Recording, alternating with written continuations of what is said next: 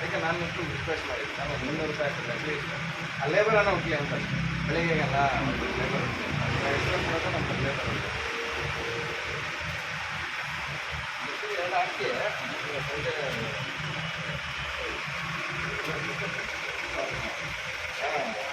ನೋಡೋದ್ರಲ್ಲ working ಇರುತ್ತೆ. Actually ನಾವು ಏನೋ ಮಾಡಿದ್ರು ಪ್ರೊಫೆಷ್ನಲ್ ವರ್ಕ್ ಮಾಡ್ತೀವಿ.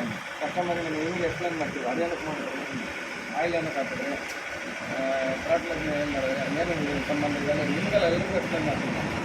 ನೋಡೋದು ಇಂಪಾರ್ಟೆಂಟ್ ಅಲ್ಲ, ನಾವು ಮಾಡೋ ಕೆಲಸ ರಿಸಲ್ಟು ಪ್ಲಸ್ ನಿಮಗೆ ನಾವು ಹೇಳ್ಬೇಕು ಏನು ಮಾಡ್ತಾ ಇದ್ದೀವಿ ಏನಾಗುತ್ತೆ ಅನ್ನೋದು ನಿಮ್ಗೆ ಎಜುಕೇಟ್ ನೀವು ನಿಮ್ಮ ಫ್ರೆಂಡಿಗೆ ಹೇಳ್ತಾರ.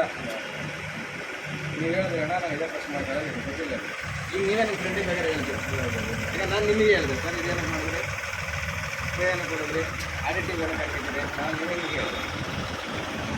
ಪ್ರತಿಯೊಂದು ಕಸ್ಟಮರಿಗೂ ಎಜುಕೇಟ್ ಮಾಡ್ತೀನಿ. ಅಲ್ಲ ಅವರು ಪರವಾಗಿಲ್ಲ ಅಂತಾರೆ.